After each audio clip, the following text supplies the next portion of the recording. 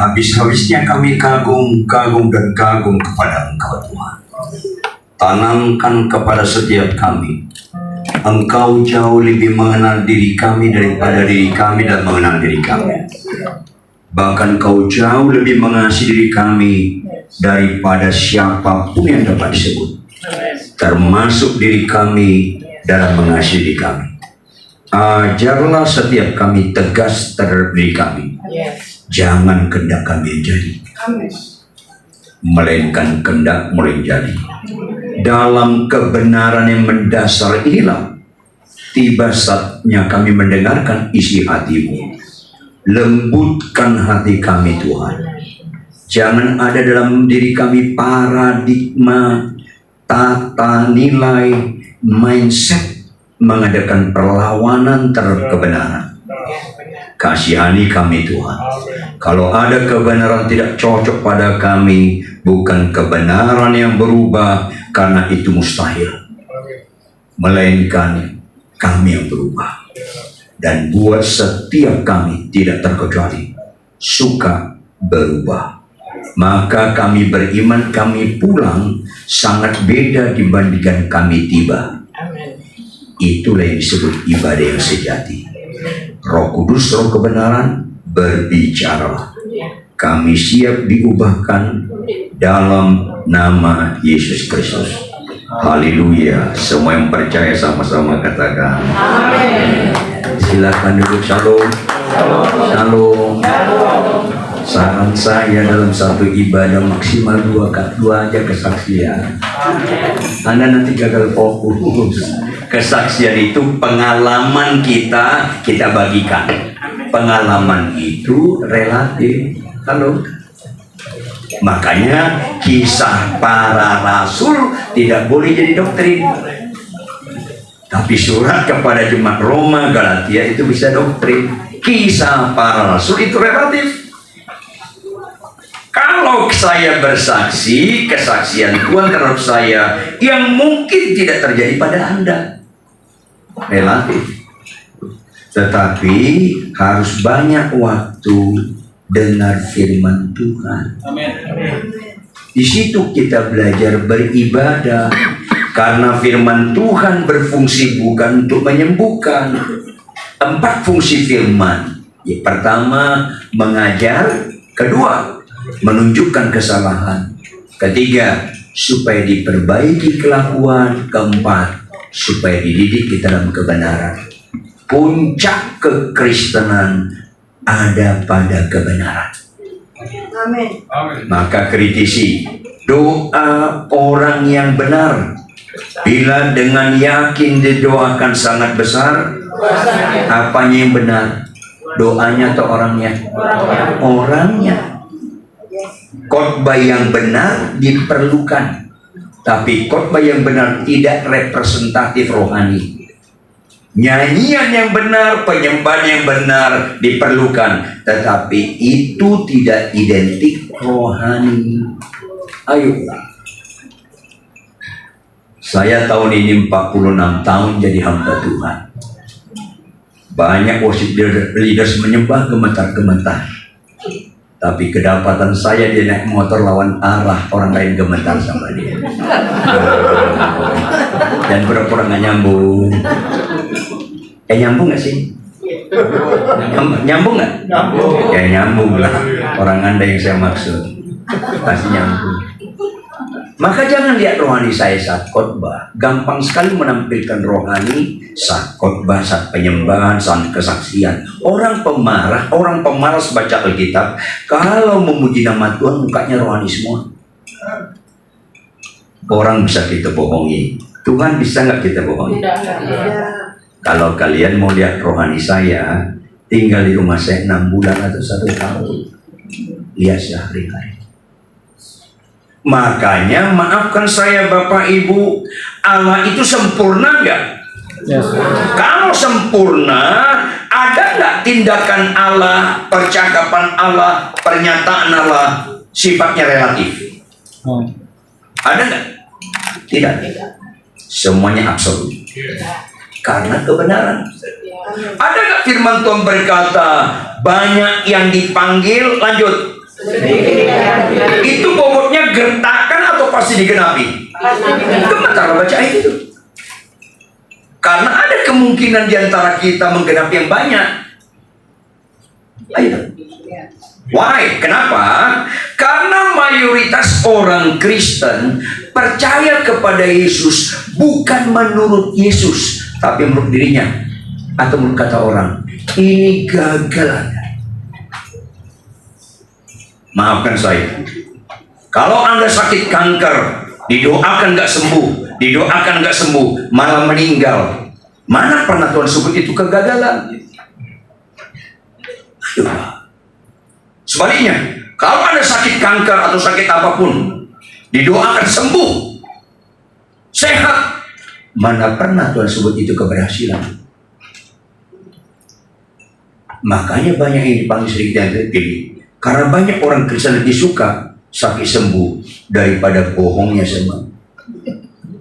Padahal upah dosa adalah, kalau Anda lebih takut kanker daripada dosa, Anda kan percaya kepada Yesus menurut Anda, Tuhan Yesus. Ada ibu-ibu satu gubuk, jangan melawan suami, itu dosa. Biarin Pak Pendeta, galak tuh. Biarin Pak Pendeta. Kalau nggak begitu, nggak bisa diarahkan suami saya. Galak ya. Padahal dosa. Begitu dokter bilang, Bu, ibu kanker stadium akhir, kanker rahim, nangis. Kalau kanker takut, kalau dosa enggak. Anda yang menggenapi yang banyak itu. Makanya catat baik-baik, jangan lupa sampai mati. Kesembuhan bukan ciri utama ajaran Kristen. Tangkap. Jangan pura-pura nggak pernah dengar ini. Kesembuhan bukan ciri utama ajaran Kristen. Makanya bagian-bagian kuliah terakhir Tuhan perhadapkan depan murid-muridnya 10 orang sakit kusta. Itu bagian kuliah terakhir. Supaya mereka nggak gagal fokus mengikuti Yesus. 10 orang sakit kusta datang ke Tuhan Yesus, jawab. Berapa mereka percaya Yesus sanggup menyembuhkan mereka? Berapa mereka percaya? Semua, bukan satu. Itulah gagalnya Anda. Semua percaya Yesus sanggup menyembuhkan mereka. Makanya mereka datang. Halo, Yesus penyembuhku itu nggak menyelamatkan. Yesus penebusku itu menyelamatkan. Ayolah, jangan gagal fokus. Berapa di antara mereka yang 10 sakit kusta ini yang percaya kepada Yesus bahwa Yesus sanggup menyembuhkan? Berapa mereka sembuh? Semuanya sembuh. Ayolah. Itu Alkitab dicatat 2000 tahun lampau, tapi banyak pendeta gagal fokus. Semuanya sembuh. Jawab, berapa yang menyenangkan Tuhan Yesus? Why? Karena kesembuhan bukan ciri utama ajaran Kristen. Catat dong baik-baik. Kenapa satu? Karena Tuhan tidak meletakkan sukacitanya di kesembuhan. Catat baik. Tuhan tidak pernah meletakkan sukacitanya di kesembuhan. Kalau Anda sakit sembuh, Anda yang sukacita, Tuhan belum. What next? Apa berikutnya? Setelah sembuh, Anda bertobat enggak? Makanya Alkitab mencatat, jika satu orang saja bertobat, maka sisi juga bersorak-sorak. Ciri utama ajaran Kristen bertobat dan pelaku firman, bukan sakit sembuh. Makanya saya ulangi, kalau Anda sakit kanker, didoakan nggak sembuh, malah mati. Itu nggak pernah Tuhan sebut kegagalan. Gereja-gereja makin sesat kalau lebih menekankan kesembuhan daripada perubahan kelakuan. Tangkap. Ini penting sekali. Kalau Anda sakit kanker, didoakan sembuh, itu nggak pernah Tuhan sebut keberhasilan. Kalau Anda sembuh, tapi nggak sembuh, Anda bertobat, Anda mulai berhasil. Ini kata kuncinya. Tapi jujur, orang sakit datang ke Tuhan Yesus, tujuannya supaya sembuh atau bertobat? Kata-kata sembuh, makanya banyak orang sakit sembuh itu nggak bertobat. Karena tujuannya sembuh. Kenapa nggak belajar dia? Halo, murahan sekali Tuhan meletakkan sukacitanya di kesembuhan. Kalau ada orang sakit kanker umurnya 2 bulan lagi, umurnya berapa lama lagi? 2 bulan. Jawab, bisa nggak Tuhan sembuhkan? Lebih keras, bisa nggak Tuhan sembuhkan? Bisa. Oleh bilang sembuh dia. Sembuh dia. Berarti batal nggak kematiannya? Yang bilang batal kan sesat. Nggak batal, ditunda. Ada apa Kristen ini? Makanya catat baik-baik, jangan lupa sampai mati. Jangan lupa sampai mati. Sakit sembuh nggak ada unsur kegagalannya. Bertobat ada unsur kegagalannya. Siumanlah, jangan pingsan terus. Makanya ada ibu-ibu datang ke saya, puji Tuhan Pak Pendeta, 5 tahun lalu Bapak doakan saya rumah sakit dan mais, Tuhan menyembuhkan saya. Saya bilang, puji Tuhan. Kapan periksa terakhir? 6 bulan yang lalu Pak Pendeta, saya bersih dari kanker. Apa sih bilang? Puji Tuhan, ibu sudah sembuh. Tapi jangan lupa, ibu tetap bisa mati lagi. Kasih tahu. Kasih tahu. Kaget dia. Loh, kok gitu? Bukan kok gitu, memang gitu.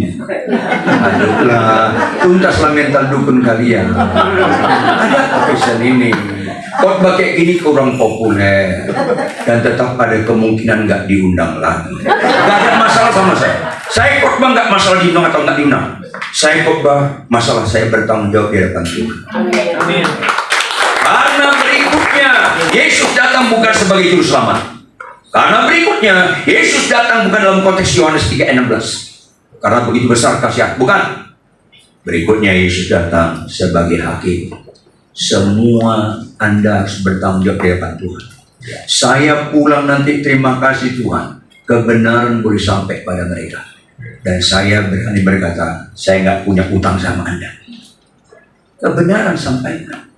Makanya kita buka Lukas 11 ayat 27-28, ayat yang sangat-sangat terkenal. Saking terkenalnya banyak orang nggak ngerti. Lukas 11 ayat 27 sampai 28. Ini terdiri 2 ayat, tapi bisa dikhotbahkan 2 jam. Karena ini menentukan. Sakit sembuh tidak menentukan, tapi ini menentukan. Ayat 27 saya bacakan, Anda baca ayat 28.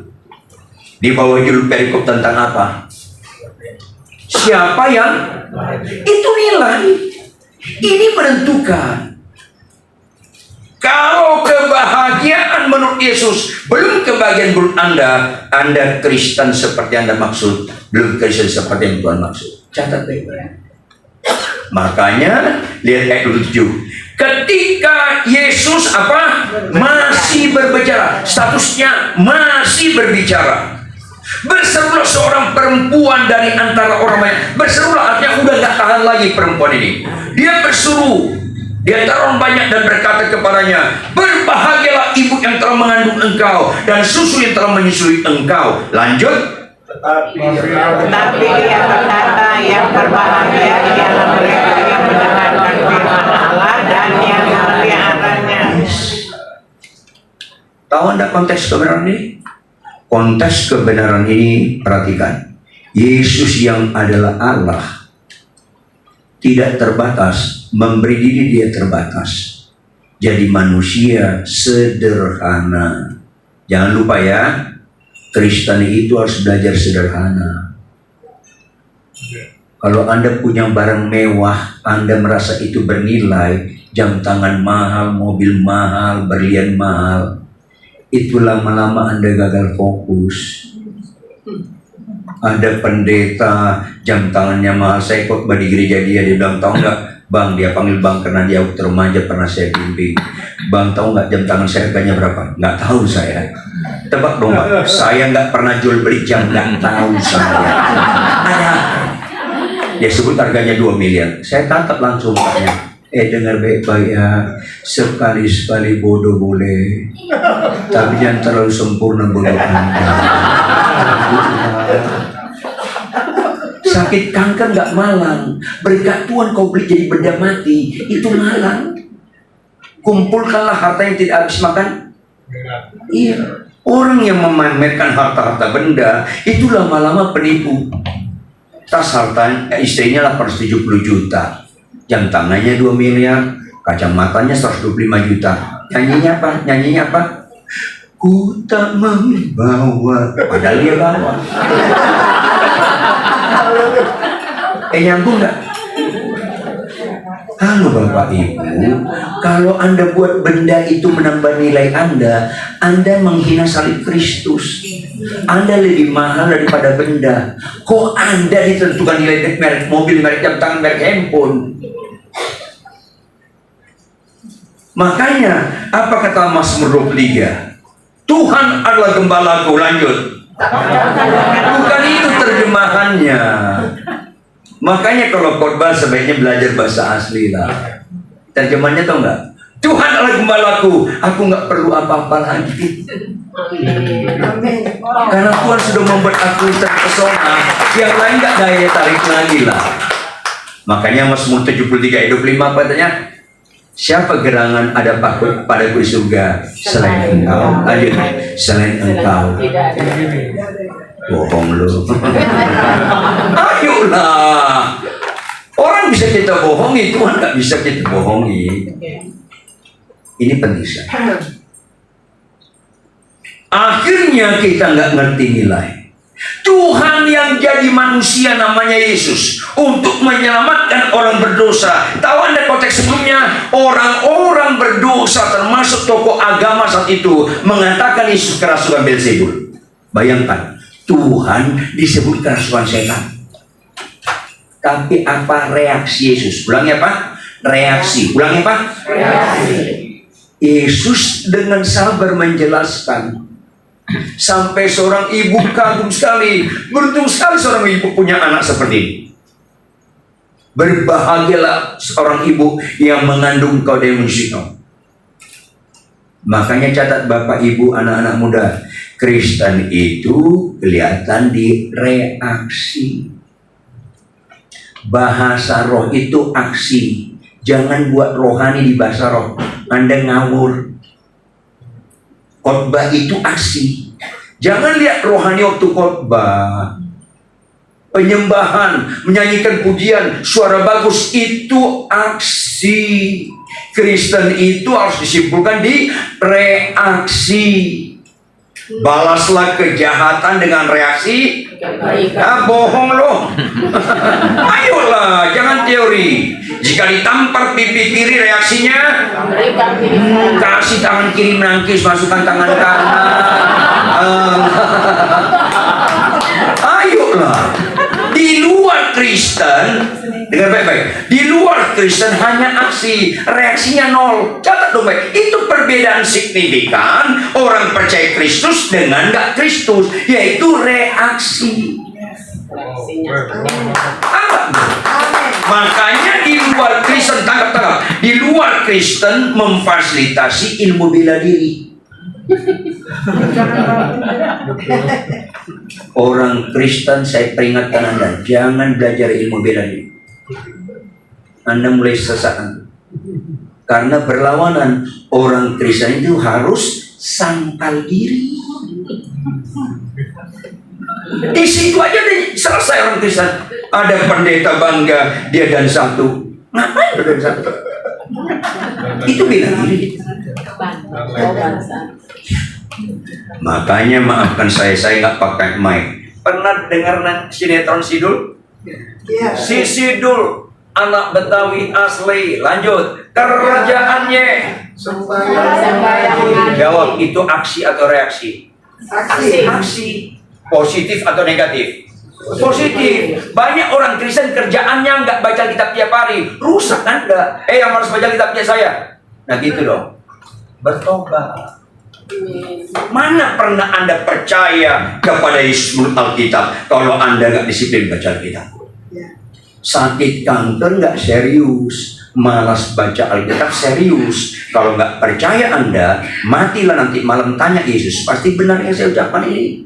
Puji Tuhan kalau bisa bangkit lagi Anda. Kristen yang nggak serius menurut Yesus masih serius di mata Anda. Yang serius di mata dunia, serius bagi Anda. Gak nyambung. Makanya di luar Kristen ada ilmu bela diri. Kalimat berikutnya, tapi jangan bikin dia sakit hati. Lanjut, dia beri sekali. Orang bisa lihat bapak-bapak, ibu-ibu di sini ketika dimaki, bukan untuk kesaksian. Waktu dimaki reaksi Anda gimana? Bukan di bahasa roh, bukan di khotbah, bukan di penyembahan rohani yang benar, di reaksi. Kayaknya ngelawan muka Anda.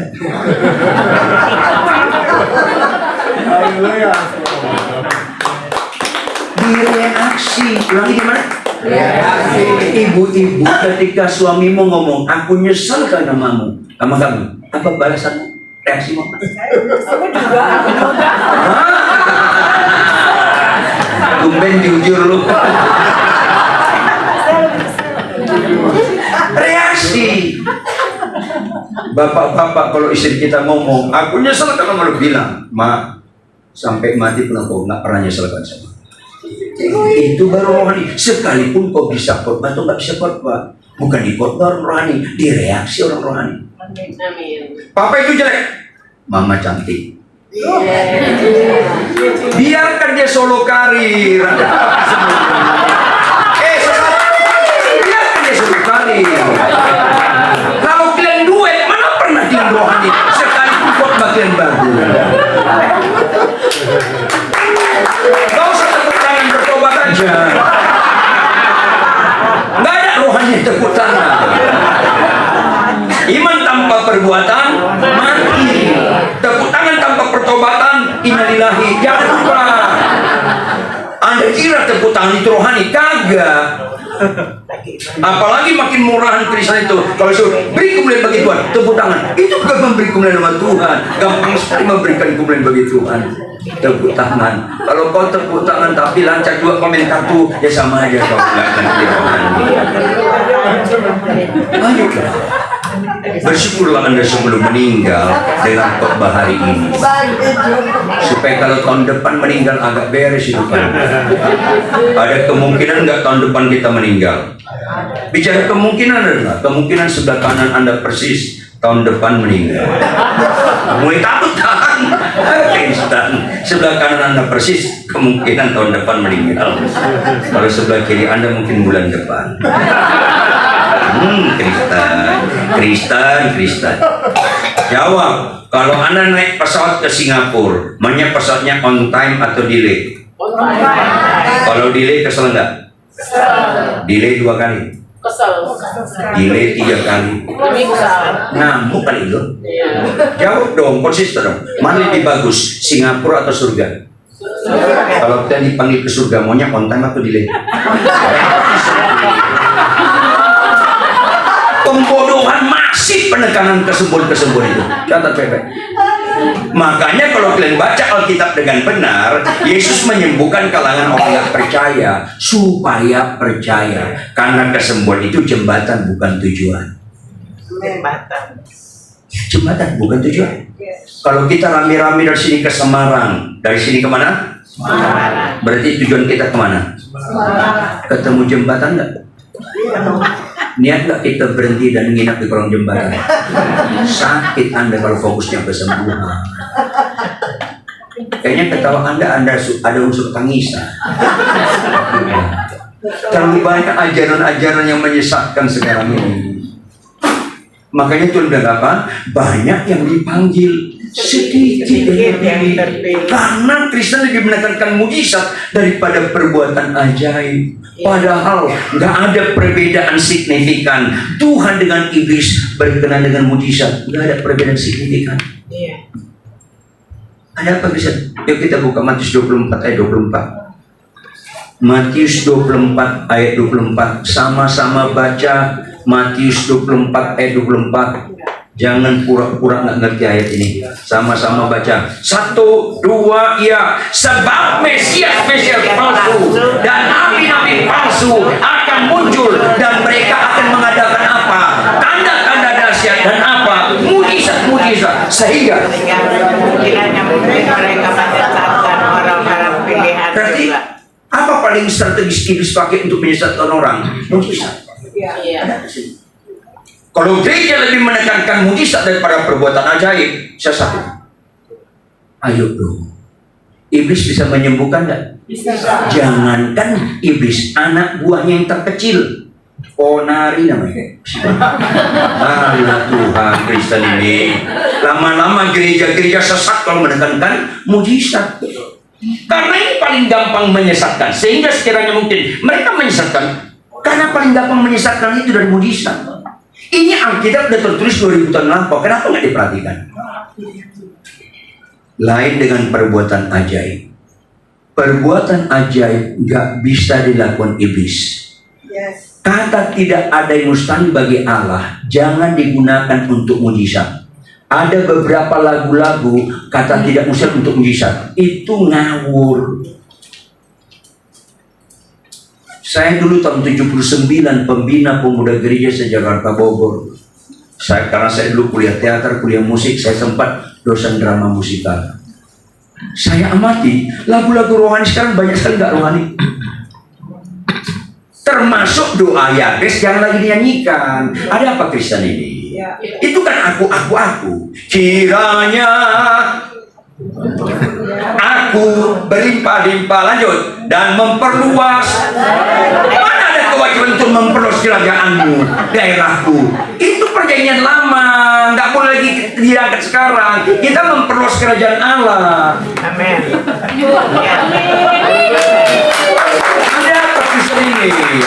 Akhirnya banyak gereja-gereja dirikan kerajaan masing-masing. Sulit bersatu gereja-gereja sekarang. Akhirnya Asep jadi owner. Jangan gereja atas nama pribadi. Akhirnya dia mau tua diwariskan ke anaknya. Mana ada warisan gembala kalau mau pergi? Usah ketawa bertobat aja. Kristen. Gak apa-apa, sekali lagi kalau habis ini saya nggak jujur lagi nggak apa-apa. Kebenaran harus sampaikan. Amin. Saya kurang nggak punya utang sama Anda. Ini penting. Akhirnya kata terakhirnya apa? Ya bos. Terakhirnya apa? Kalimat terakhir.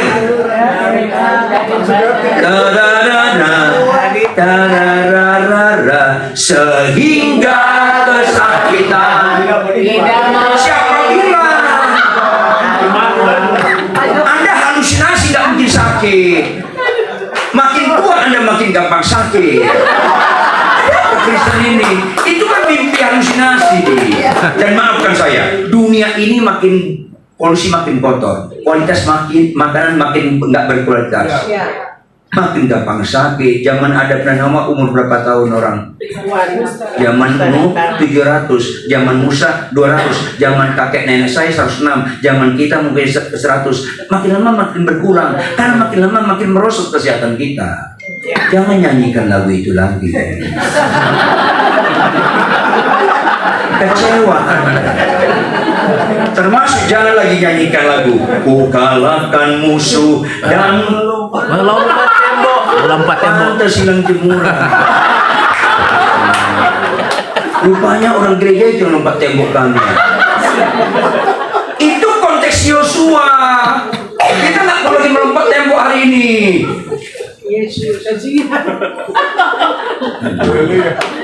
Ampuni mereka karena mereka tidak tahu apa yang mereka. Termasuk apa lagi? Saya bilang sama pengarang lagunya, ubah lagu ini. Awalnya bagus sekali, tapi berakhir dengan sad ending, not happy ending. Karya terbesar dalam hidupku, pengorbananmu yang selamatkanku. Lanjut, engkaulah sesat kalian. Kita yang harta, bukan dia yang harta. Apa ini? Siapa yang beli siapa? Kita beli Yesus atau Yesus beli kita? Yesus beli kita. Kita yang harta. Jawab, harta taat sama kita atau kita taat sama harta? Harta taat sama kita. Iya, makanya kalian suka sekali Yesus taat sama kalian, tapi kalian nggak taat sama Yesus. Disuruh kalian baca Alkitab nggak taat. Disuruh tunduk pada suami kalian, lawan suami. Disuruh kasih istri kalian kasar. Begitu kalian naik pesawat ke Singapura, balik kalian suruh Tuhan, Tuhan kami mau naik pesawat, lindungi kami. Dia bilang apa? Iya bos, karena dia babu kita. Dia yang taat sama kita, karena dia harta. Ngawur, dia bukan harta, dia raja. Engkaulah raja yang kutinggikan, yang kuagungkan dan ku masyurkan. Yesus, engkau jangan ku taati. 10 orang sakit kusta, berapa yang sembuh?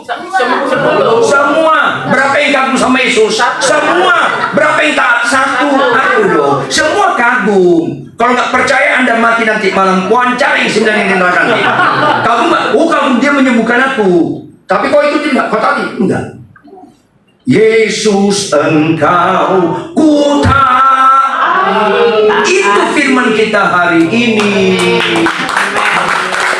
Makanya bersyukurlah Anda sebelum meninggal dengar firman hari ini, supaya kalau tahun depan meninggal agak beres hidup kita ini. Ayolah. Makanya ketika Yesus reaksinya bagus, difitnah dia ke Rasul Beelzebul, dia sabar menjelaskan. Ibu-ibu ini nggak tahan, dia bilang apa? Berbahagialah seorang ibu yang mengandung engkau dan menyusui engkau. Catat baik-baik, catat baik. Ini momentum Tuhan mengucapkan ayat 28. Why? Karena kebahagiaan yang terbaik di bumi tanpa Yesus, kebahagiaan seorang ibu. Kebahagiaan seorang ibu. Saking bahagianya. Ada lagu tentang ibu, sifatnya umum bukan rohani. Lebih rohani daripada lagu rohani. Apa itu? Kasih ibu kepada beta tak terhingga sepanjang masa. Tepuk tangan buat ibu-ibu. Lanjut. Hanya memberi, tak harap kembali, bagai sang surya menyinari dunia. Tepuk tangan lebih keras. Makanya dari kita menikah, kalau kalian menikah langsung punya anak atau paling cepat 9 bulan berikutnya. 9 bulan. Jangan dicampur dulu lah. Anda menikah sebelum punya anak, ngomong sama istri, ngomong sama suami, ayo kita buat peraturan di rumah. Kalau Anda menikah nggak buat peraturan rumah tangga, Anda menganggap rumah tangga itu murahan. Padahal lembaga pertama Tuhan ciptakan di bumi bukan DPR, bukan KPK. Lembaga pertama Tuhan ciptakan di bumi lembaga perkawinan. Adam dan bukan Adam dan Tejo, bukan Hawa dan Rita. Terbalik pun bumi ini, jangan berkati pernikahan sejenis. Dibunuh pun saya yang pernah berkati sejenis. Ini penting. Makanya sebelum punya anak ngobrol matang. Salah satu peraturan kita apa? Capek tidak capek, ngantuk nggak ngantuk, sehat kurang sehat, konflik tidak konflik dalam rumah tangga. Tetap kita bangun pagi baca kita. Saudara kita di sebelah sembahyang subuh. Dia sembahyang subuh, orang Kristen ngorok. Susah. Makin keras azannya, makin keras ngorokan. Tapi bisa nyanyi di gereja apa? Nyanyi penipu. Apa itu? Anda malas bangun, Anda malas baca kitab, nyanyi apa? Hidup ini adalah kesempatan. Hidup ini untuk langsung malaikat kasih backsound. Bohong. Malaikat opo. Kalau Anda bangun pagi sulit, jangan bicara melayani Tuhan. Anda melayani ngorok. Kalau tersinggung, berarti belum mati rasa. Ayolah, khotbah yang bisa memperbaiki kelakuan. Ngapain khotbah kesembuhan, perubahan enggak perubahan kelakuan tidak terjadi. Kan neraka juga. Anda ketemu 9 sakit kusta, sembuh tapi nggak bertobat.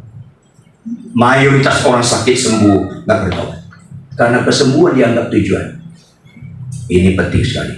Oleh karena itu, Bapak Ibu hanya memberi, tak harap kembali. Saya tegur banyak pendeta-pendeta. Pengajaran apa? Berikanlah persembahan. Nanti kau dibalas 60 kali lipat. Ini menyesatkan. Catat baik-baik. Saya pernah tegur rentenir. Tahu rentenir? Dia kasih pinjam 1 juta, kembali 1.400.000. Bunganya berapa persen? 40%. Jahat ini. Tetapi di gereja diajarkan apa? Berikanlah persembahan, nanti dibalas 60 kali lipat. Ini 6.000%. Kayak rampok. Jahat sekali Anda. Kita memberi bukan supaya diberi. Itu ajaran Gunung Kawi. Kita memberi karena telah diberi. Siapa yang memberi? Tuhan atau kita? Tuhan. Makanya ada penelitian bilang, saya nggak setuju Pak Tuhan, kenapa? Kan ada hukum tabur tuai. Maksudnya apa? Kita memberi nanti Tuhan kembali. Jawab, mana yang lebih dahulu memberi? Kau atau Tuhan? Kalau Tuhan balik, mati kita semua. Nanti Tuhan bilang apa? Aku sudah mati untuk engkau. Kok kau belum mati-mati untuk aku? Selesai kita semua. Apa Kristen ini? Perbedaan signifikan Yesus Kristus dengan sesembahan lain. Yesus lebih dahulu melayani kita daripada kita melayani. Yesus lebih dahulu berkorban segalanya daripada kita berkorban pada Dia. Maka dekatilah Tuhan, apa yang kuberi, bukan apa yang kuterima. Makanya lebih suka kita memberi daripada bohong dong.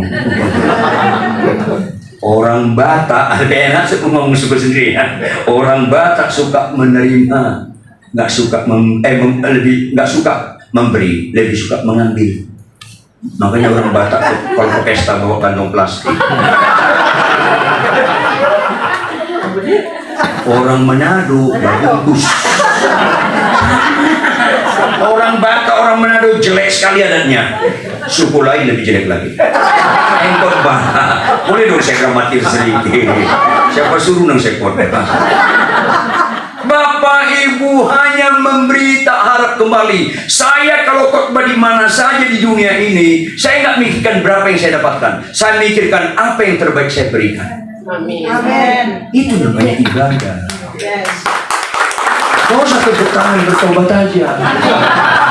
Kalau kalian menderita, kalau diajarkan Anda memberikan perpuluhan, Anda menderita, Anda nggak ngerti Kristen.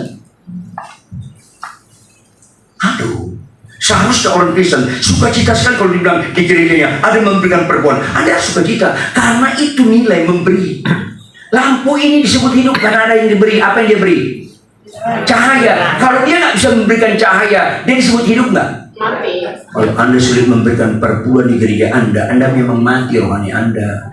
Jangan menderita memberikan perpuluhan. Walaupun saya maha besar kepada gembala-gembala mempergunakan perpuluhan untuk memperkaya diri. Stop. Bukan untuk memperkaya diri. Untuk penginjilan, untuk memenangkan jiwa, untuk dimuridkan, untuk dewasa, untuk diutus.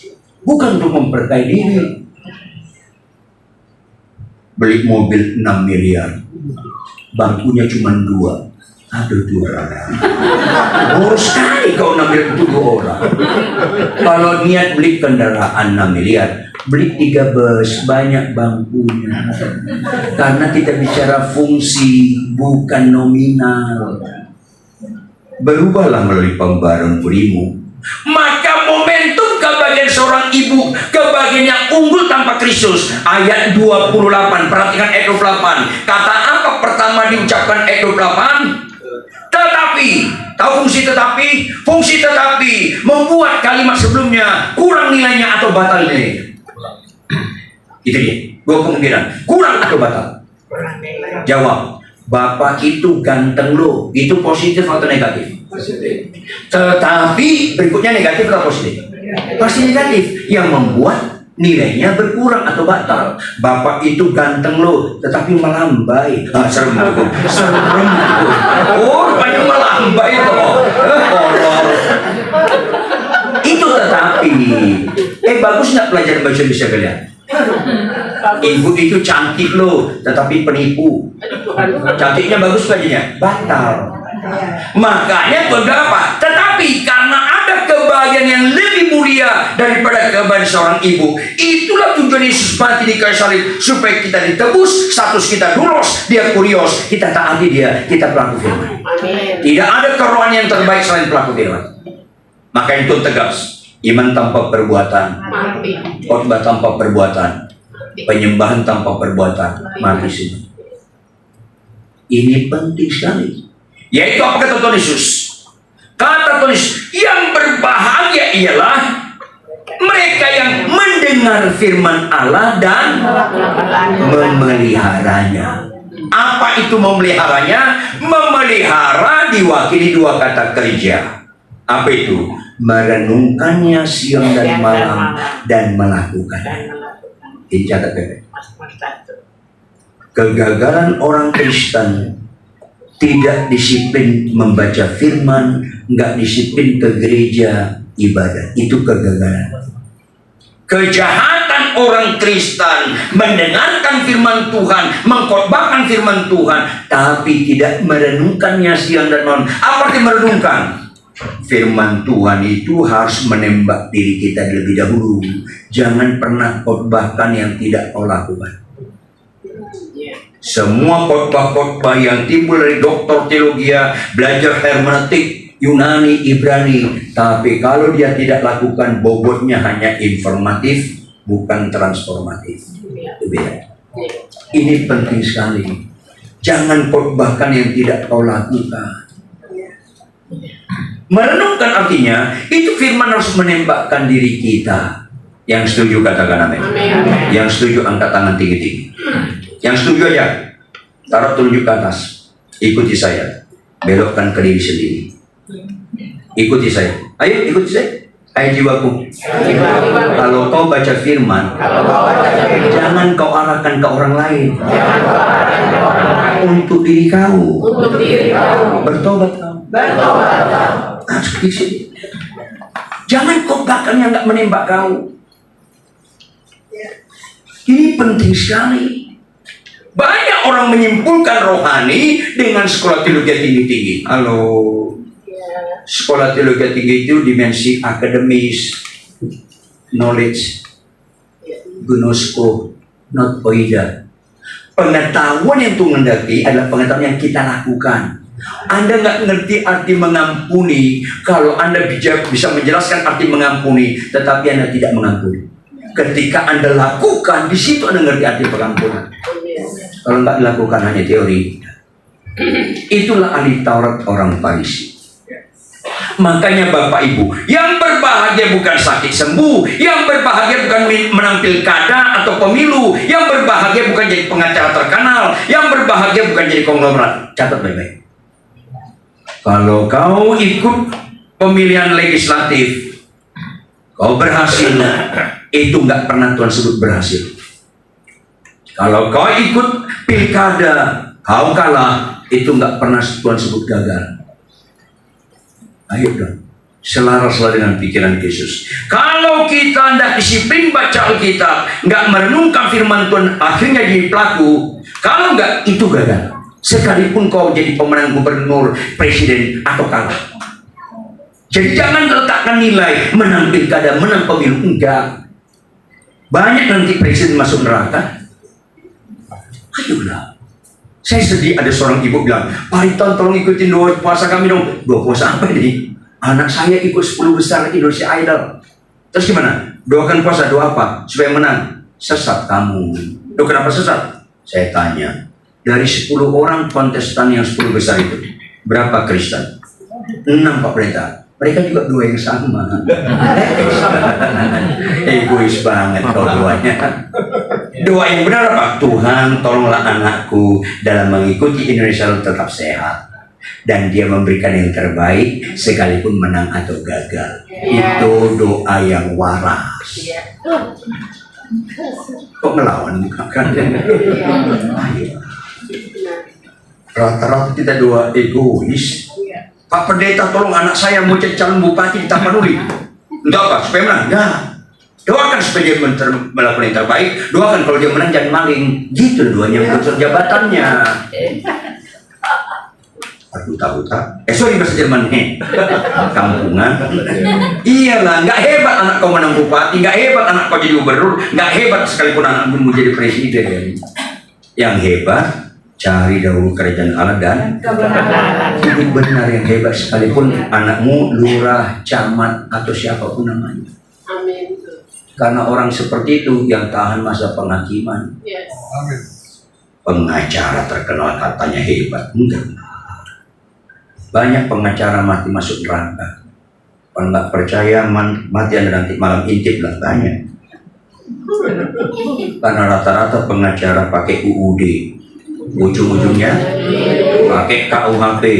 kasih uang habis, rata-rata mereka dari Sumut. Tahu Sumut? Semua urusan menggunakan uang tunai. Makanya ibu kota Sumut apa? Medan 5 huruf MEDAN. Tahu MEDAN? Masuklah engkau dalam api neraka.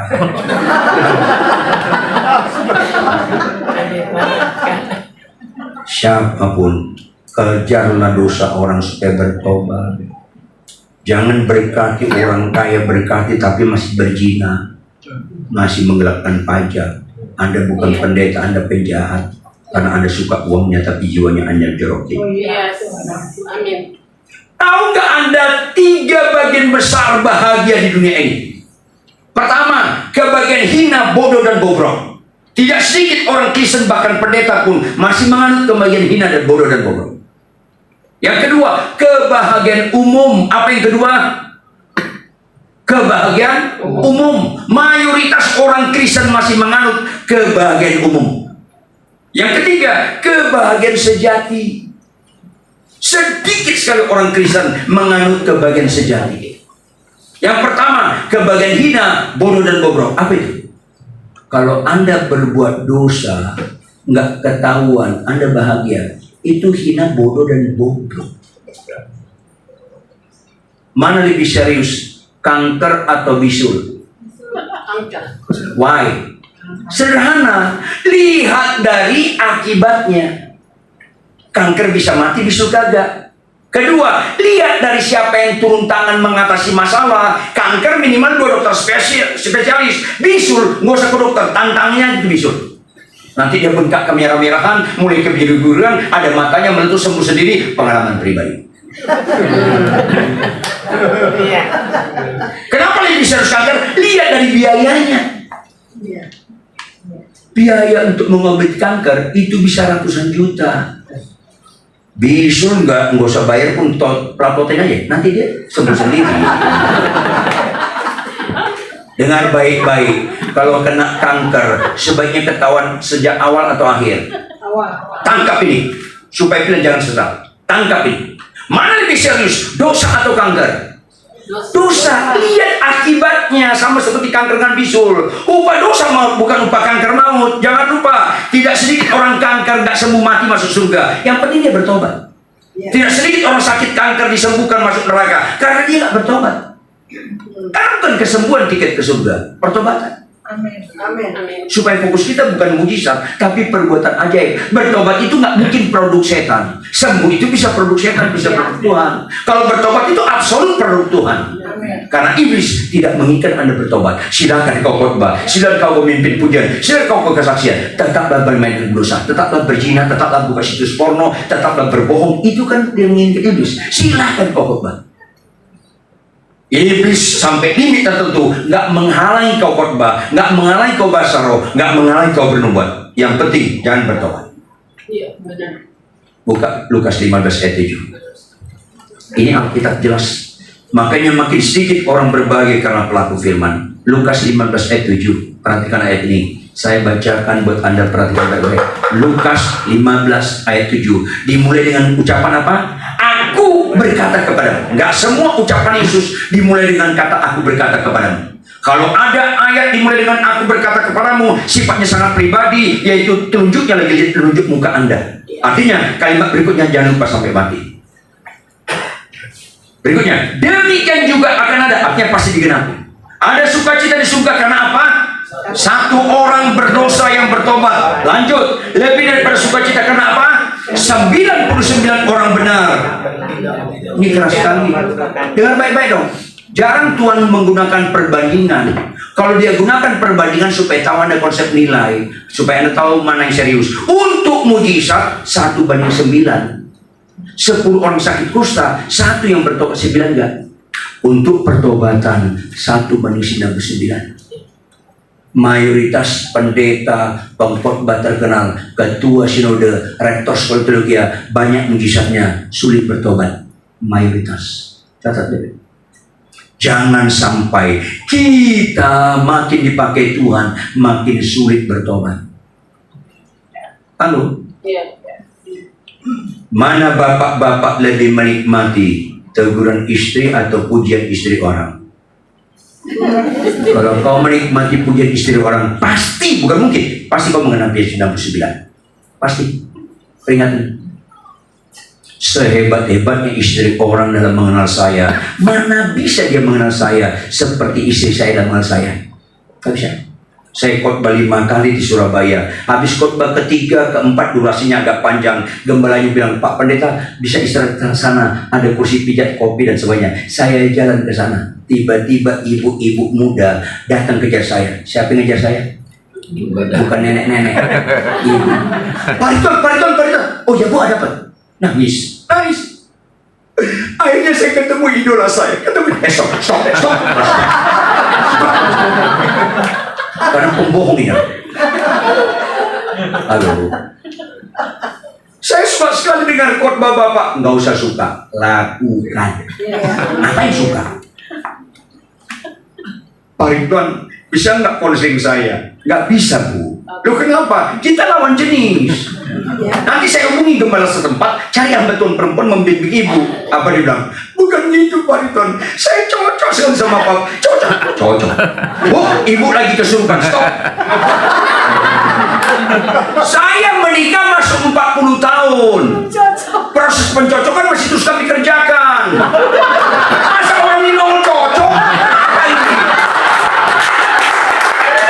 Oh, sampai ke tangan, bertobat saja kalian. Kalau ada orang bilang cocok, ada orang bilang sama kalian cocok, itu pembohong itu. Cocok. Tapi sedih saya, tidak sedikit hamba Tuhan berkata, oh begitu Bu, nanti saya khotbah kelima selesai jam 9 malam, saya ingat di hotel ini. Bisa datang ke hotel? Sekali lagi, orang bisa Anda bohongi, Tuhan nggak bisa. Jangan mempermainkan Tuhan. Ini penting. Kalau bapak-bapak, kalau ada istri orang memuji kita, masuk telinga kanan, keluar. Jangan kiri, kanan juga. Kalau kiri ada garisnya itu. Berbohong langsung. Ya Tuhan ampunilah mereka ini. Masih kau nikmati kalau begitu. Kalau ada bapak-bapak mujian langsung mentang. Enggak Pak, jangan ngomong gitu. Kalau ada bapak, Bu, ibu itu keibuan sabar sekali. Enggak Pak, enggak, jangan ngomong. Jangan kau nikmati keluar kiri, nanti ada kerak-keraknya sedikit. Kristen, tolak mentah-mentah. Jawab, ada nggak perempuan di bumi ini sehebat istri saya dan mengenal saya? Tidak ada. Adik kakak saya, istri adik saya nggak mungkin bisa mengenal saya seperti istri. Kan kami masih 40 tahun pernikahan. Halo, kalau istri saya menegur saya, berangkat mengenal saya atau tidak? Catat baik. Hanya orang bodoh yang tidak menikmati teguran pasangannya. Yang bodoh lihat saya. Aduh. Ibu-ibu, jangan kau lebih nikmati pujian suami orang daripada teguran suami Anda. Anda kesurupan itu. Apalagi kalau Anda menikah sudah 10 tahun ke atas. Belajarlah menikmati teguran pasangan. Kalau kau bagi jarang, amin jarang, yang ada gini. Kalau Anda lebih suka mujizat kesembuhan daripada teguran pasangan, Anda belum mengerti Kristen. Ayolah, jangan Kristen halusinasi. Ini penting karena mayoritas, lihat di situ, 99 orang benar. Siapa orang benar? Pendeta, worship leader, pengkhotbah terkenal, banyak mujizatnya. Jemaatnya yang ratusan ribu, itu paling sulit tegur. Percaya kan? Makanya yang paling malang dalam hidup ini, Bapak Ibu ingat, jangan lupa sampai mati. Yang paling malang dalam hidup ini bukan sakit kanker. Yang paling malang dalam hidup ini, Anda sulit ditegur pasangan Anda. Anda mulai kemunafikan. Kayaknya nggak cocok kalian dengar khotbah ini. Lain kali jangan undang saya. Undang khotbah-khotbah yang enak-enak khotbahnya, supaya enak lu masuk nerakanya. Ada apa Kristen ini? Makanya bersyukurlah Anda tadi niat nggak datang jadi datang. Tuhan kejar Anda. Ada orang berdosa nggak ketahuan, dia bersyukur. Itu kebahagiaan hina, bodoh dan bobrok. Karena dosa lebih serius daripada kanker. Kenapa? Kanker minimal dua dokter spesialis. Kalau dosa, Yesus turun tangan, joy to the world. Kalau kalian lebih berbahagia sakit sembuh daripada dibongkar dosa kalian belum Kristen asli, masih palsu kalian semua. Ayo dong. Kalau kanker biayanya bisa ratusan juta, dengar baik-baik. Dosa biayanya nyawa Kristus. Kalau kalian lebih suka sembuh daripada bertobat, masih sesat kalian. Dengar baik-baik. Jauh sekali banyak pendeta, hamba Tuhan, penggembala tahu mengerti kebenaran. Sehingga ada pendeta terkenal, banyak mujizatnya, jemaatnya ratusan ribu, akhirnya ketahuan punya istri simpanan. Halo. Jauh sekali Anda mengerti salib Kristus Paskah. Kalau Anda berbuat dosa nggak ketahuan, masih beruntung. Halo. Malah banyak orang nggak berzina, nggak korupsi, bukan karena bertobat, tapi karena belum ada kesempatan. Ayo. Makanya salah satu mujizat besar dalam Alkitab bukan Lazarus bangkit. Kalau Lazarus bangkit, kalian masih kelas rendah Kristennya.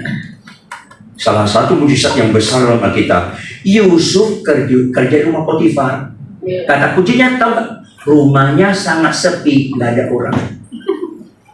Datang tante Potifar, tante Cakadini seru. Halo, digoda Yusuf untuk berzina. Jawab dong. Ada nggak kesempatan Yusuf berzina? Ada. Kalau mereka berzina, dijamin nggak ketahuan nggak? Dijamin dari orang. Tapi jawab dong, gimana Yusuf lakukan? Lari kemana? Ke sana atau ke sini? Ayo dong, itu mujizat. Kalau kalian belum jijik terhadap dosa, jangan bicara Kristen. Halo, kalau kalian belum jijik terhadap dosa, jangan bicara salib Kristus. Yang begini harus diulang-ulang khotbah daripada sakit sembuh. Karena sakit sembuh nggak menyelamatkan. Makanya Bapak Ibu, kalau kena kanker sebaiknya ketahuan sejak awal atau akhir. Apalagi dosa.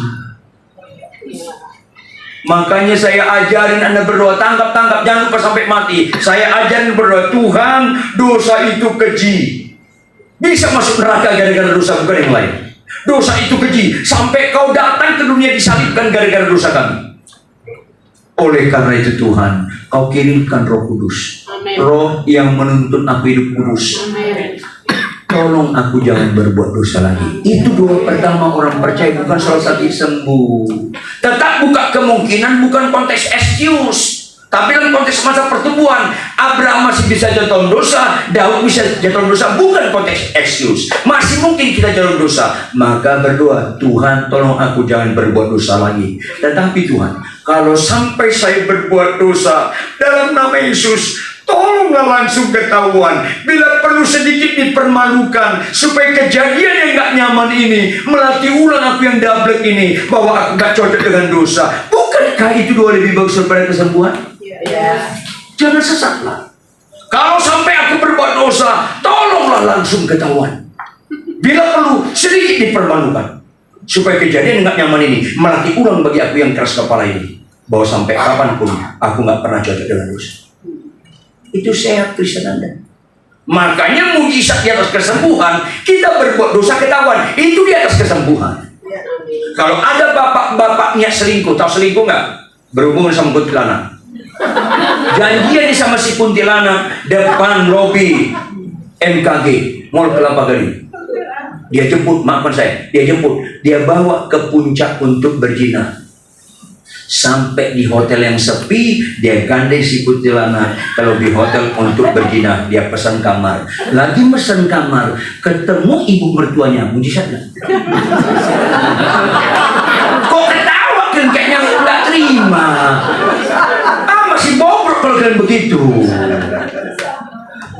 Halo? Kalau aku berbuat dosa, tolong langsung ketahuan. ketahuan. Siapa berani ulangi? 1, 2, iya. Kalau aku berbuat dosa, tolong langsung ketahuan. Bila perlu sedikit dipermalukan, ulangi. Bila perlu supaya kejadian yang nyaman ini, ulangi. Supaya kejadian yang nyaman ini, melatih ulang aku yang keras kepala ini, ulangi. Melatih ulang aku keras kepala ini, bahwa sampai kapanpun aku gak cocok dengan dosa, ulangi. Sampai kapanpun. Tepuk tangan yang keras. Kalau ada orang kesurupan di lantai ini menggelepar-gelepar, itu kerasukan rojak kopral. Gas rendah itu, saking rendahnya langsung ketahuan kerasukan rojak. Nggak pintar nyamar rojaknya. Maafkan saya, kalau saya khotbah bagus, Anda tatap saya rohani, tanpa tahu Anda misalnya, saya punya istri simpanan, tetap Anda nggak saya rohani, itu kerasukan jenderal. Kerasukan rojak kelas tinggi.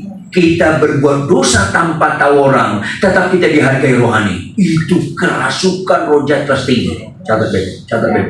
Jangan pura-pura nggak dengar baik. Jangan pernah nikmati orang mengakui kita rohani, padahal kita tahu masih nggak rohani. Jangan mengakui, menikmati, dipuji kita hamba Tuhan diurapi, tapi masih suka berzina kita di belakang sana. Masih suka menipu, masih suka kasar sama pasangan. Halo. Orang bisa kita bohongi, Tuhan gak bisa kita bohongi. Beribadahlah kepada Tuhan, bukan kepada orang. Makanya sekali lagi saya ulangi, bersyukurlah Anda sebelum meninggal dengan khotbah hari.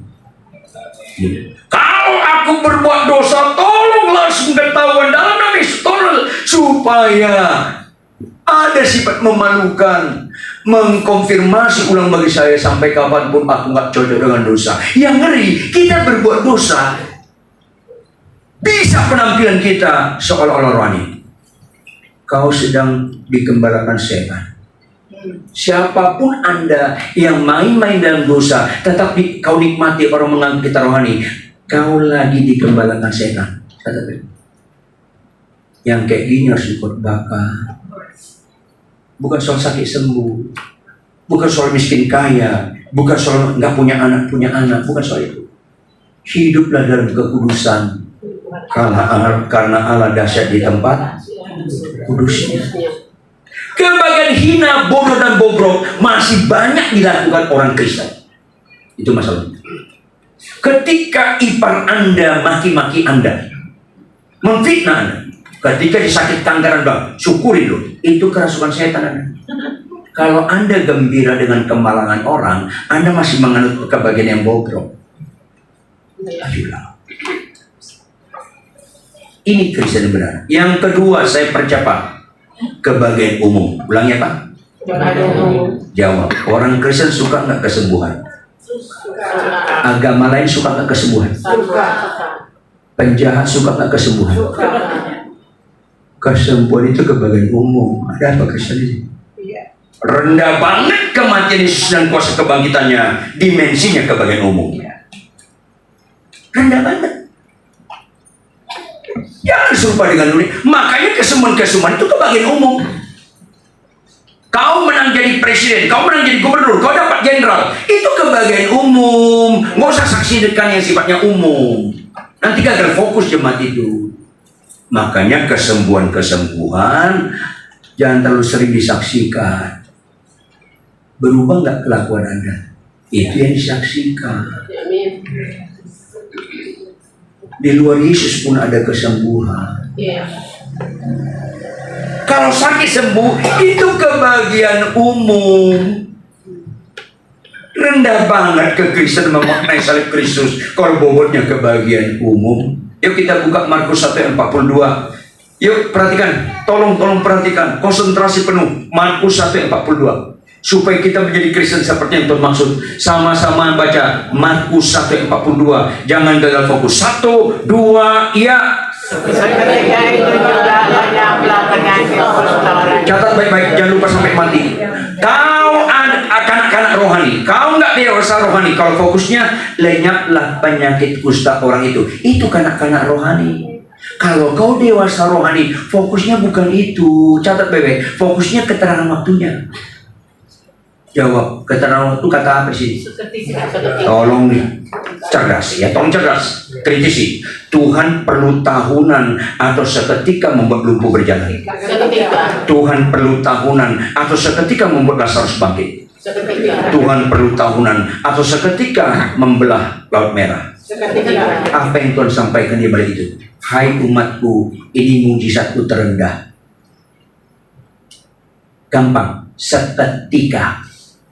Catat baik-baik, semua mujizat seketika, nggak ada unsur kekekalannya. Siumanlah kalian. Jawab, Yesus perlu tahunan atau seketika membuat Lazarus bangkit? Bangkit nggak dia? Mati lagi nggak? Karena sifatnya sementara, nggak kekal. Yang kalian kenal di kampung rambutan, itulah Lazarus Simanjuntak, beda orang.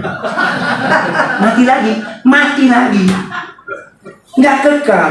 Tuhan perlu tahunan atau seketika membuat laut terbelah. Terbelah nggak? Begitu lewat orang Israel, status laut itu terbelah atau gabung lagi? Karena sementara yang seketika itu. Terlalu jahat Anda lebih menekankan mujizat daripada perbuatan ajaib. Perbuatan ajaib pertama bertobat. Yang kedua ini melakukan firman Tuhan. Ulangi. Ibu-ibu, ada nggak perintah Tuhan berkata, hai istri, tanduklah suamimu? Ada nggak? Nggak ada. Kenapa? Karena itu seketika. Nggak usah diajarin pun kau tanduk suami kau kan? Yang suka tanduk dia saya. Bertobat kalian copot tanduk itu. Kok suka yang seketika sih? Jawab ibu-ibu, ada nggak perintah Tuhan, hai istri, tunduklah pada suami? Ada nggak? Ada. Untuk tunduk pada suami itu proses seketika atau tahunan? Tumben jujur kalian. Catat baik-baik, jangan lupa sampai mati. Kalau kalian lebih kagum mayat bangkit daripada pelaku firman, kalian masih sesat. Catat baik-baik dong. Karena pelaku firman itu nggak bisa seketika. Gak usah tunduk pada suami, gak usah mengasihi istri. Balaslah kejahatan dengan kebaikan. Bisa seketika enggak? Aduh, enggak. Kenapa enggak pelaku firman yang kalian sukai daripada sakit sembuh? Kenapa kalian kagum mayat bangkit daripada pelaku firman? Karena masih sesat. Catat dong baik-baik. Makanya kata Tuhan, orang yang berbahagia bukan orang sakit sembuh, bukan jadi dari kolonel jadi jenderal, bukan jadi pilkada dari kampung langsung jadi presiden, bukan itu. Yang berbahagia adalah orang yang mendengarkan firman Tuhan serta memeliharanya, yaitu merenungkan dan melakukannya. Stoplah gereja menekankan kebahagiaan umum, sakit sembuh umum. Yang nggak punya anak dapat anak umum itu sifatnya. Yang nggak punya mobil dapat mobil, yang punya Avanza jadi Alphard. Kok model-model gunung kawi ditekankan di gereja? Jangan anti mujizat. Ulangi, 1, 2, ya. Sekaligus jangan utamakan mujizat. Ulangi, 1, 2, ya. Karena kita bicara kekekalan. Yuk bagian-bagian terakhir. Kenapa ini berbahagia? Kita buka Matius 7 ayat 24 dan ayat 26. Perhatikan baik-baik. Matius 7 ayat 24. Setiap orang yang mendengar perkataanku ini dan melakukannya. Seperti apa? Ia sama dengan orang yang bijaksana. Masih ayat 24. Oh berarti masih ayat. Ia sama dengan seorangnya apa? Yang mendirikan rumah di atas batu. Bapak Ibu, nggak bisa seketika. Proses. Satu rumah itu perlu banyak tiang. Zaman Yesus belum ada alat canggih untuk menanam satu tiang di batu karang di Israel itu batunya sangat keras, bisa berdarah-darah tangan satu tiangnya. Maka orang Kristen itu bicara nggak seketika. Karena harus dengar firman Tuhan dan lihat ayat 26. Beda dengan ini. 1, 2, ya. Tetapi setiap orang yang mendengar perkataanku ini dan ini seketika. Ia sama dengan apa? Yang mendirikan rumahnya tinggal tancap-tancap seketika. Sesatlah gereja-gereja menekankan selalu mujizat, bukan pelaku firman. Tangkap baik-baik.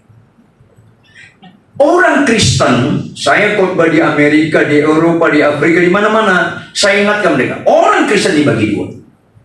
Bukan Protestan, Katolik, bukan. Itu bukan perbedaan signifikan.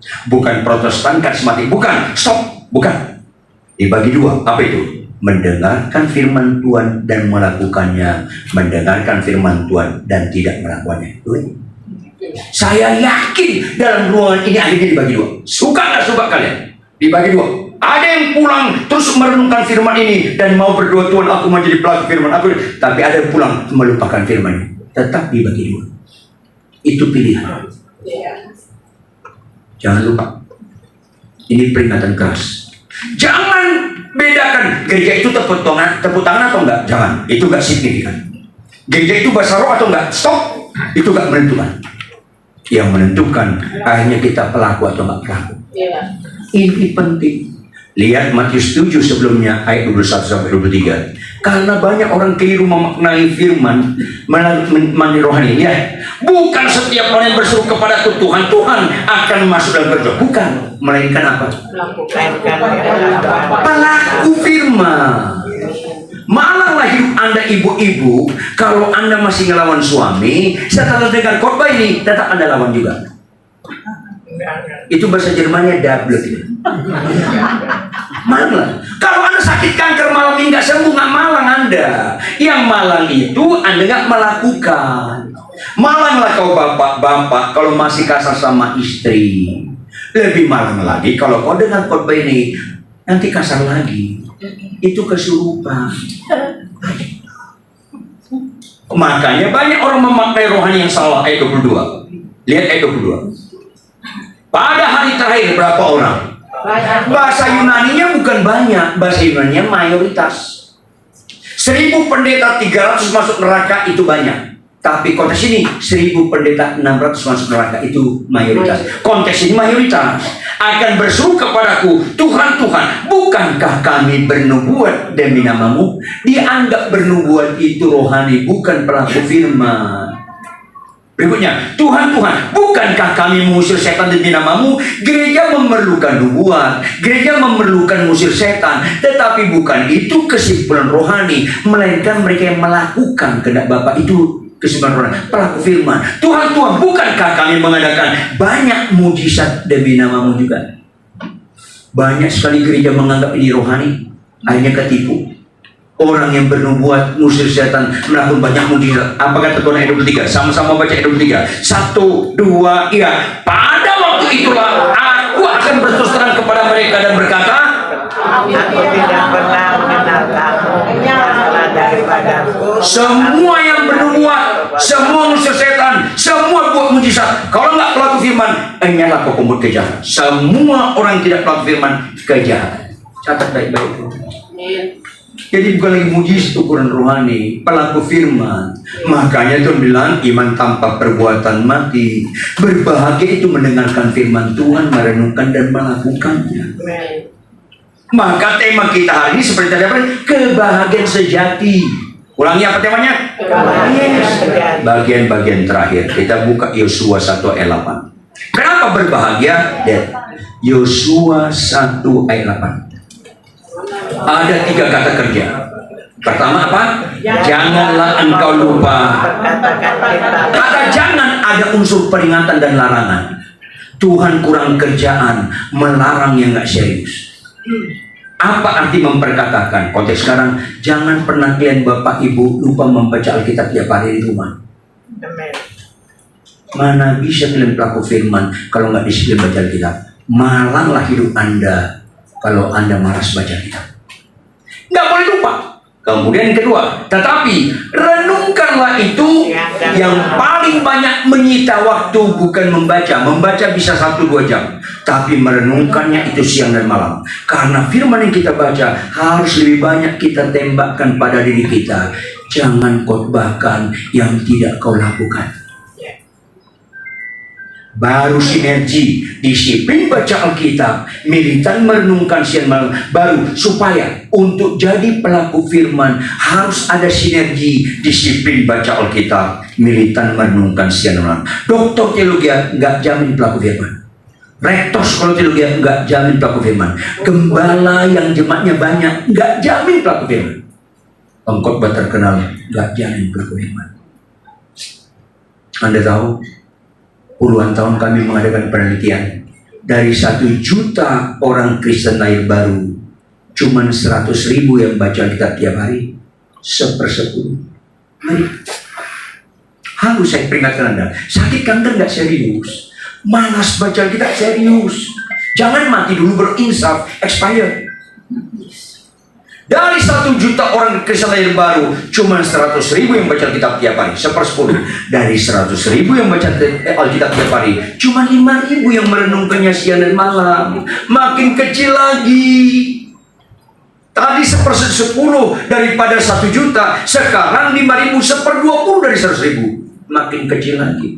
Dari 5.000 yang merenungkan siang dan malam, paling 3-4 orang mau jadi konsisten jadi pelaku firman sampai mati.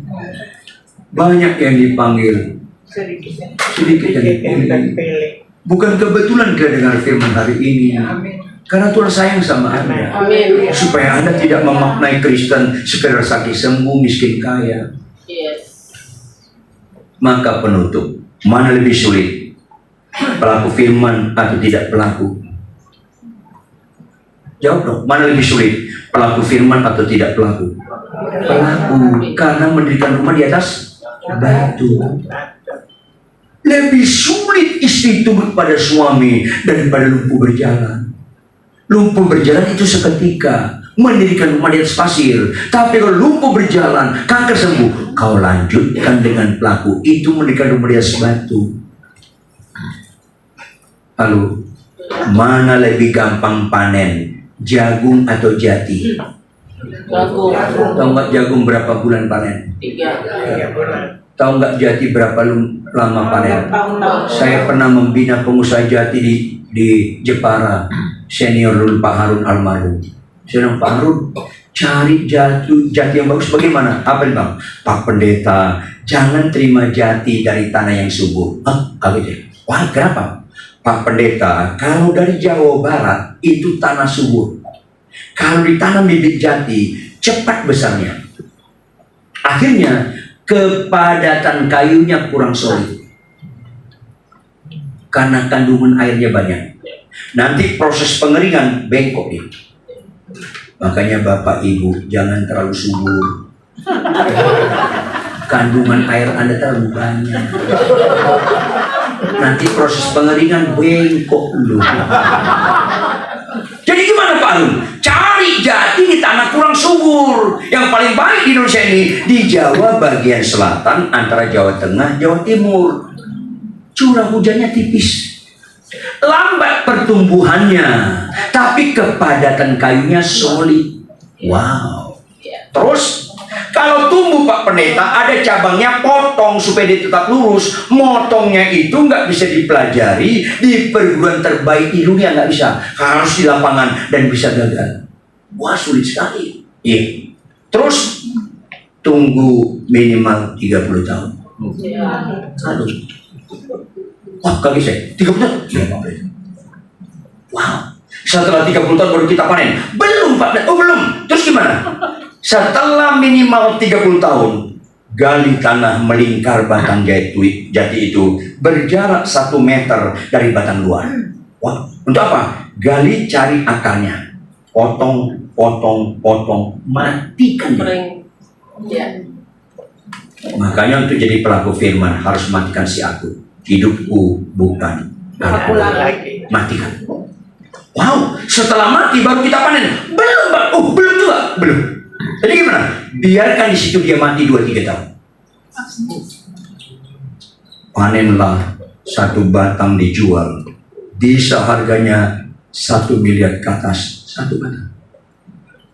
Jadi mana lebih mahal? Jati atau jagung? Pulanglah dari tempat ini. Jangan lagi menganut kebahagiaan sejagung. Menganutlah kebahagiaan sejati. Nyambung. Mana lebih mahal, jati atau jagung? Jati. Mana lebih mahal, jati atau pasangan? Pasangan. Kalau 30 tahun jati baru panen, menikah kalian 15 tahun mau Kesurupan kalian itu. Lanjut sampai 50 tahun sampai mati. Baru Kristen yang benar. Bukan dari khotbah orang-orang rohani, dari perkawinan orang rohani. Karena nggak ada orang menikah dengan orang yang cocok, kecuali menikah dengan tiang istri. Pernikahan yang cocok, menikahlah dengan orang nggak cocok. Apa itu? Menikahlah dengan lawan jenis, lawan. Perempuan itu kayak mie, ruwet. Semua wanita memperlakukan istrinya, semua wanita memperlakukan suaminya apa? Kalau bisa kok persuit, kenapa harus dipermudah? Itulah kenapa. Kenapa? Karena laki-laki lambat dewasanya. Perempuan itu kayak mie. Papi lihat itu, apa? Lihat itu, apa sih? Buta, itu yang suami istri itu. Oh iya, kenapa? Perhatian deh. Suami jelek, istrinya cantik. Suaminya lihat. Oh iya, istrinya cantik ya, diprototin. Kau naksir ya? Kau lihat dia? Tadi yang dulu. Kau yang mulai, kau yang iya. Makanya bapak-bapak, kalau kalian nggak siap disalah mengerti, tak pernah dewasa kalian. Potensi laki dewasa siap disalah mengerti. Lain dengan laki-laki. Laki-laki itu makhluk gagah. Kayak kerupuk kena air kuncup. Ngerti maksud saya? Laki-laki makhluk paling lemah di bumi, itu Tuhan katakan. Di mana? Kuciptakan wanita sebagai apa untuk pria? Penolong. Kenapa ditolong? Karena laki-laki lemah. Coba si ruwet menikah dengan si lemah, ya kiamat lokal. Kalau nggak ada Yesus, selesai kalian semua. Makanya kalau ada suami istri umur 27 dengan 25, menikah 5 tahun, suaminya 32, istrinya 30, anak mereka 2, 3 tahun dan 8 bulan. 32 dan 30. Salah satu di antara mereka meninggal. Salah satu di antara mereka meninggal. Siapa paling cepat menikah lagi? Yang terlalu keras sudah tahu. Karena lemah. Ada nggak perempuan umur 30, suaminya 32, suaminya meninggal, perempuan ini nggak menikah sampai mati? Ada nggak? Ada nggak laki-laki umur 32, istrinya meninggal umur 30, dia nggak menikah lagi sampai mati? Ada nggak? Janda nggak ada lah, langka. Saya bela sedikit lah laki-laki. Hei, aku laki-laki, bela sedikit lah. Ngerti maksud saya? Ngerti maksud saya? Kalau kalian menjadi Kristen sejati, berbagilah pelaku firman di rumah dulu. Karena tingkat kesulitannya sangat tinggi. Karena kau menikah dengan lawan jenis lawan. Makanya ketika menikah, tam teram tam tam, tam teram tam tam, tam teram tam tam, teram tam tam, teram tam tam. Itu bukan wedding march, itu march peperangan. Yang perhatian khotbah saya pasti tahu dan dia alami sendiri. Apa sambungannya kan? Tam teram tam tam, teram tam tam, teram tam tam, dadam dam dan tatatak. Anda senjata tembak, tutup menembak-tembakan itu. Karena setelah menikah nggak lama kemudian datang apa? Satria bagi yang berubah. Makanya pulanglah dari tempat ini. Jangan gagal fokus. Bukan di khotbah kita rohani, bukan di penyembahan kita rohani, bukan nyanyian kesaksian kita rohani, tapi kita pelaku firman Tuhan dengan pasangan perkawinan. Makanya siapapun istrimu, siapapun suamimu, itu nggak pernah salah pilih. Jangan niat ganti, apalagi buka cabang. Supaya Kristen pilihan, Kristen sejati. Bangkit berdiri, tepuk tangan yang keras. Musik dari PCC. Ambil keputusan Bapak Ibu. Fokus kita adalah taat menjadi pelaku firman, bukan yang lain. Ada Tuhan di tengah-tengah kita. Nyanyikan lagu ini bukan sekedar tentang Tuhan, tapi nyanyikan lagu ini kepada Tuhan. Sehingga nyanyian kita ini kita dapat bertanggungjawabkan, termasuk dari reaksi. Selidiki aku, amin. Lihat hatiku, apakah ku sungguh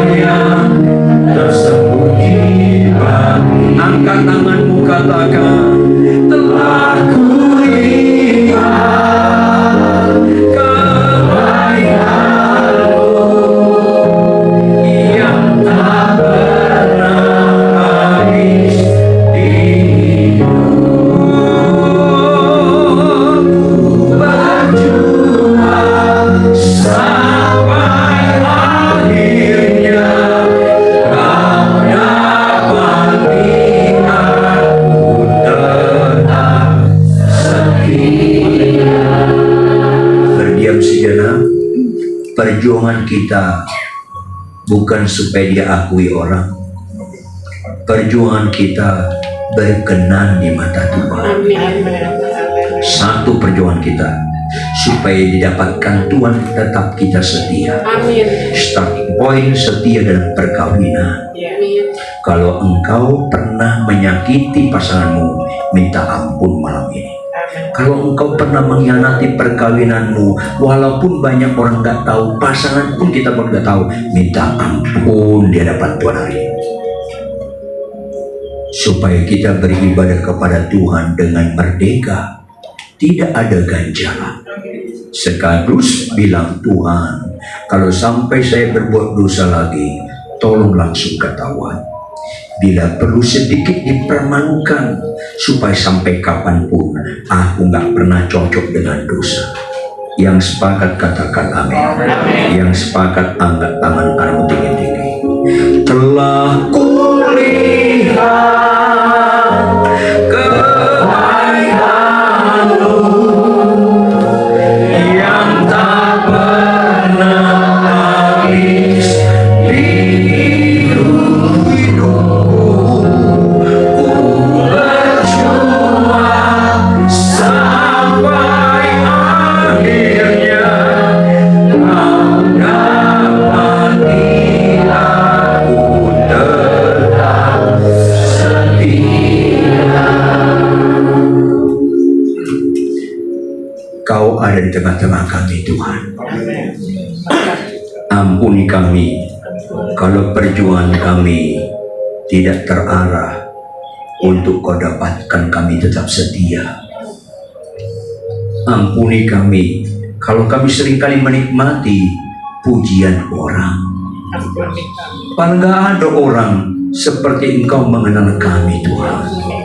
Ampuni kami, Tuhan. Ampuni kami kalau kami memaknai rohani seperti yang kami maksud, bukan seperti yang Tuhan maksud.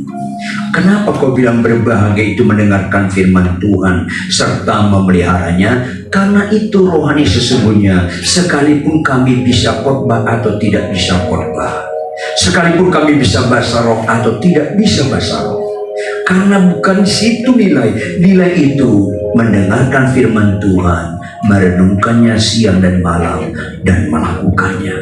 Oleh karena itu Roh Kudus, jika ada dosa dan kejahatan kami, ketidaktaatan kami Kau tegur, ampuni kami Tuhan. Kami tetap memerlukan pertobatan sampai kapanpun, dan ajar kami menikmati mujizat yang indah, yaitu kami menikmati teguran pasangan kami, supaya kami mau senantiasa bertobat dan diperbaiki, supaya aku makin berkurang, engkau makin bertambah, nyata dan nyata. Terjemahkan lebih lanjut kebenaran firman ini dengan segala kekayaan maknanya, lebih daripada hamba-Mu yang sangat sederhana ini dalam menguraikannya. Materaikan Roh Kudus. Follow up supaya kami tidak pernah menyerah mengimplementasikannya. Karuniakanlah kami setia sampai garis akhir. Karena kami mau jadi Kristen sejati, bukan sejago. Dalam nama Yesus. Haleluya. Semua yang percaya sama-sama katakan.